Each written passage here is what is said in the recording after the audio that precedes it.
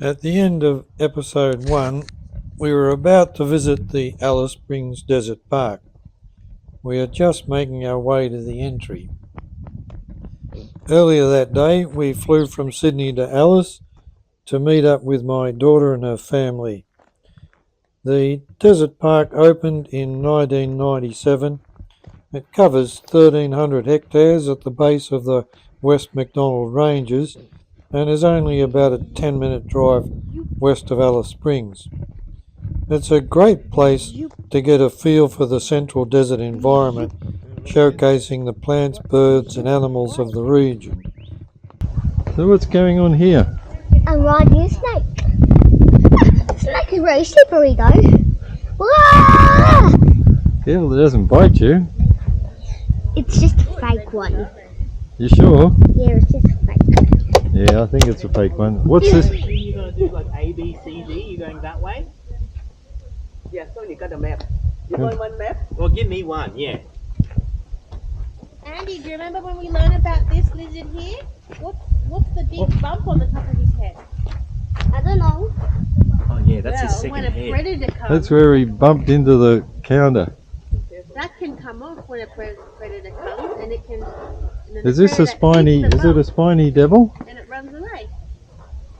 So it's the pretend head. Or This is the pretend head. should we go straight to the nocturnal house? Yeah. Coming at the nocturnal house? Lying down next to the Wakey, fence. Oh, yeah, yeah, wakey, wakey, wakey, wakey, wakey, wakey. He's having a good rest. Wakey, wakey, wakey, wakey, wakey, I don't think that's enough. You give him some feet. This is what their body language when they're passive, when they're play fighting, when they're running. That's what they look like. When they're lunging, and what happens when their ears are back and their teeth are bared That's and when they you. have their hackles up. That's when you've got to Ready for a fight. get out of the way. If you do that, What do you think of this emu? Good. tell us Good. about its knees. So its knees go backwards instead of forward Why do they do that? because their knees are over on the other side. Hi, Look, Andy he's- emus. He's He probably thinks we've got a handout for him. I think he wants this. I don't think it has any ears. Do you know what sort of noise they make? No. They go boom, boom. Boom. Okay, he'll do it if I do it. Boom, boom. Boom, boom, boom, boom. He wants a handout. He's going to eat the. He's going to eat the camera. Come on. This way to the birds. See on the ground? That one's not a clue. I don't think they're very busy. Green leaf to aerial predators. It's got a decoy head. A decoy head. Let's have a look at this one over here. Oh, it's bigger. It's a thorny devil.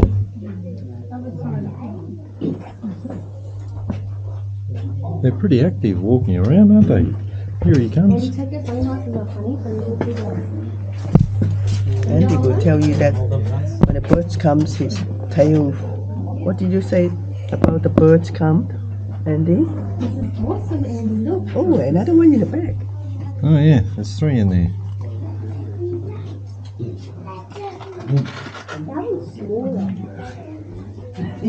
What's in here? Legless lizard. Spinifex legless lizard. It's called the snake, guys. No, there's a difference between the legless lizard and snakes. Where is he? Andy, this one is called a Spinifex legless lizard. Can you see it? Maybe underneath the tufts?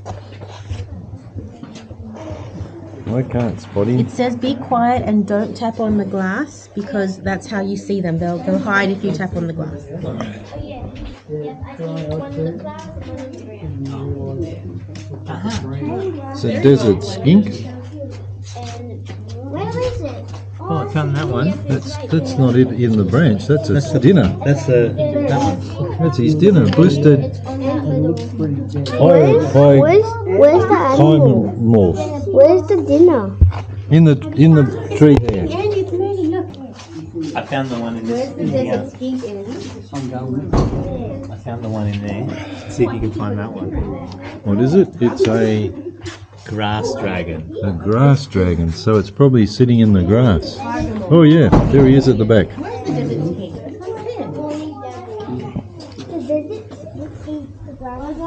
And then, oh there he is, he's a big fella. Central netted dragon. Easy to find. They should have a frill neck here somewhere, shouldn't they? Golden orb weaver, that's a spider. Green grass dragon. I see it. Oh, look at that one. The same colour as the Central earless dragon. Lots of dragons. From above, if she's Apart from the nocturnal house, the other highlight for me was the bird display. These few shots really don't do it justice. Each bird in turn just suddenly appears on cue from a different location. I assume he has an assistant orchestrating from behind the scenes, although he mentioned that the wedge-tailed eagle does not always cooperate if there are other eagles in the area and it needs to protect its territory. He also explained that the willy wagtail that follows him throughout the show is just a freeloader which turns up unbidden for a handout. This morning we actually had about 20 spinifex pigeons on stage, and it was nearly a little bit too National Geographic. I hope you can identify some of the beautiful birds you've seen. I hope it adds to your enjoyment of this beautiful area. It's a zebra finch with a feather up the back there as well.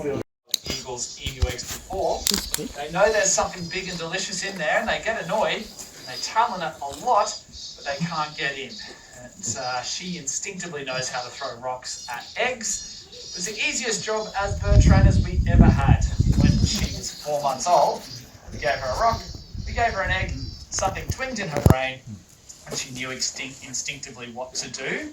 It's not what you'd call proper intelligence. That is like us knowing how to cry when we are born. It's already built in our brains. It helps us survive. Triggers a stress response with our mum. She'll give us some love, attention, maybe a feed. Black-breasted buzzards can smash into emu eggs. Very, very cool behaviour. She's quite happy on the ground. Walks around a bit like a big predatory chicken at times. Loses some of her majesty. But long legs and a short tail help her walk around. You do sometimes see them in the wild on the ground, not super regularly. They have big white window patches under their wings. It's a very good way to identify them. I bet most of you guys thought she was a wedge-tailed eagle when she flew in. It's really quite tricky to identify them at times. This is the next day, and we've dropped the kids off at the airport for their flight back to Sydney, and we've headed directly to the Central Australian Aviation Museum, based at the iconic Canelon Airways hangar at what was called Townsite Aerodrome, which was operated here until 1968. All that's left of the aerodrome is the hangars. The runways have long since been subsumed by suburbia. We are at the museum. We've got a hangar packed full of planes. It's a bit cool getting some more clothes out of the car.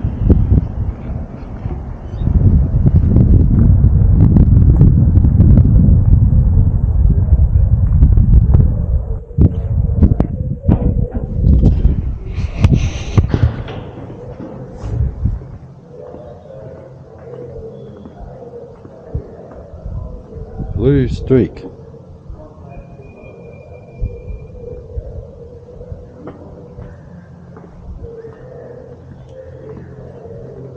Here's an early flying doctor plane with a stretcher in the back.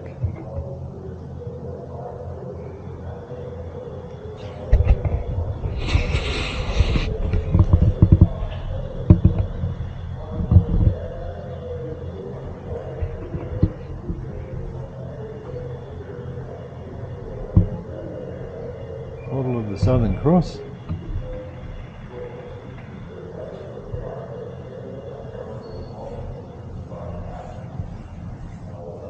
Is it a DC-3, maybe?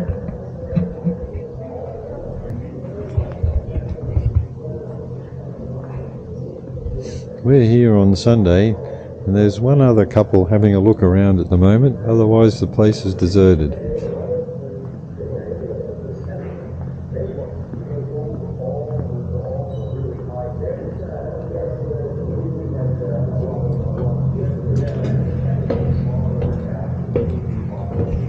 It's a bit dark in here.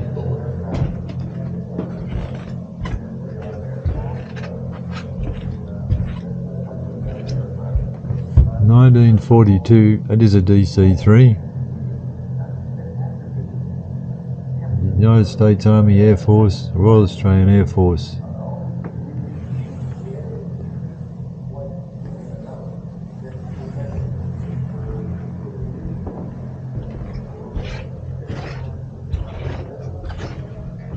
Never been in a DC-3 before.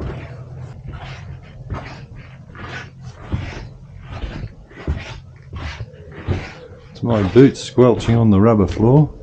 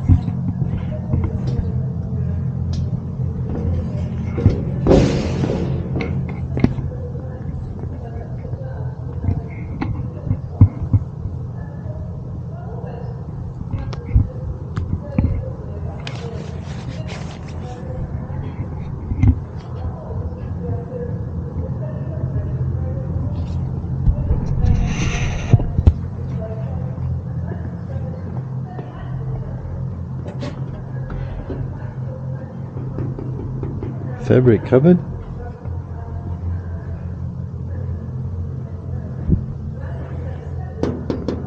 Aluminium.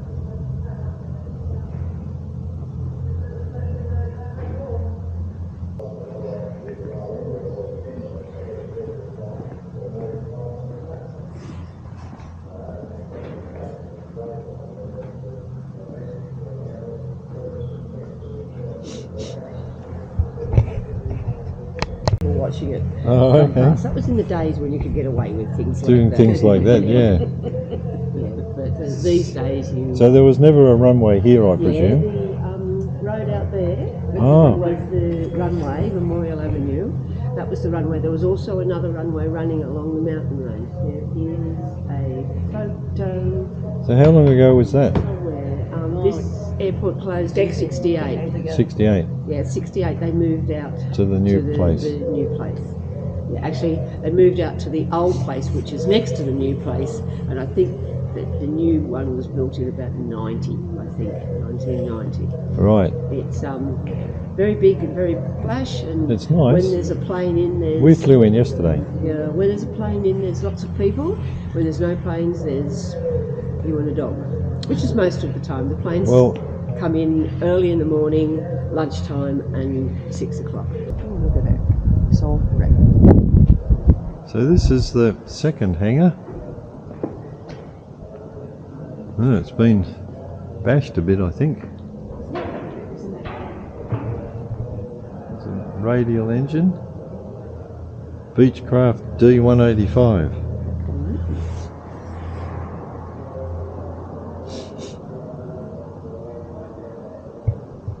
Here's the radio room.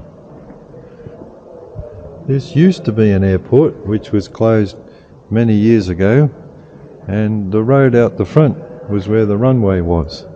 But most of these planes were brought in on trucks. This one was brought in complete on trucks with the wings attached in the days where you could get away with that sort of thing.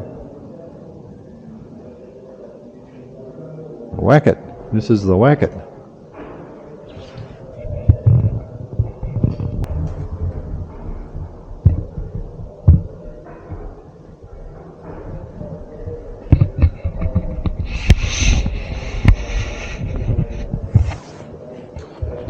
There you go.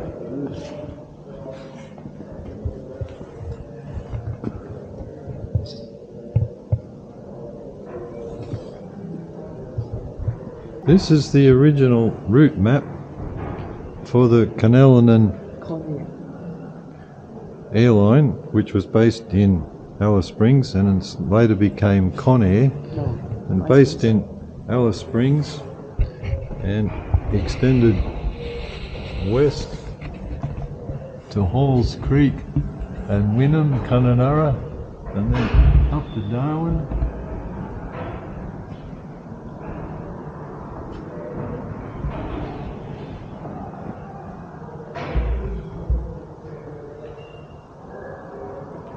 Out east as far as Mount Isa in Queensland.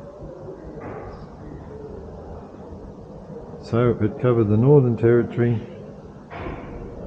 Queensland and Western Australia, and down into South Australia.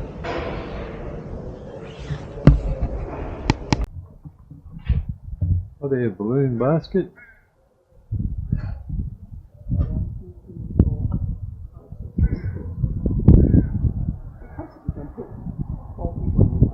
Yeah. 16 and we go into controller. One of the on-air planes.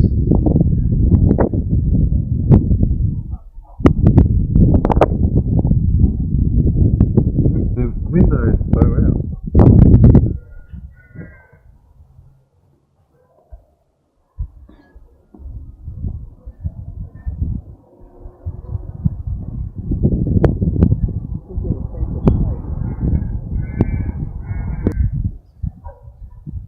Here.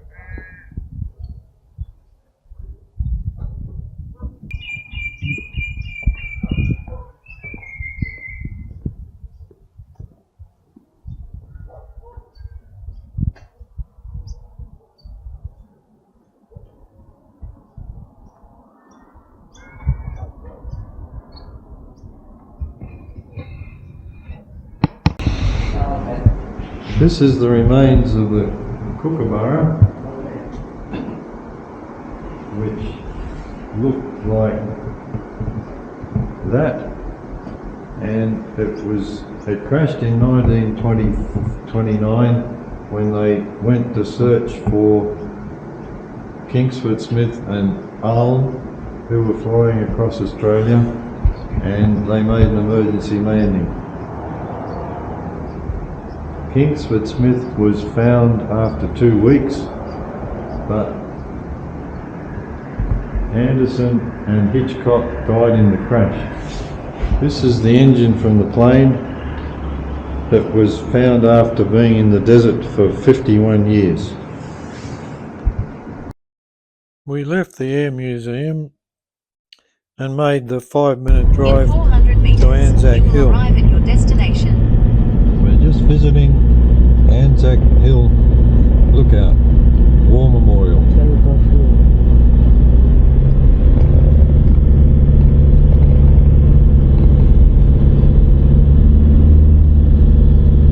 Quite a steep little hill. Just walk up to the top of the hill, have a look at the view. You can see the whole of Alice Springs from here.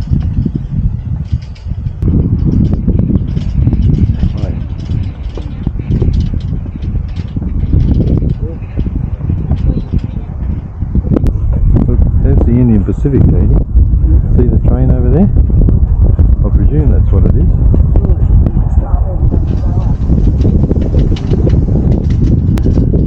There's not much of Darwin over this direction, or to the north.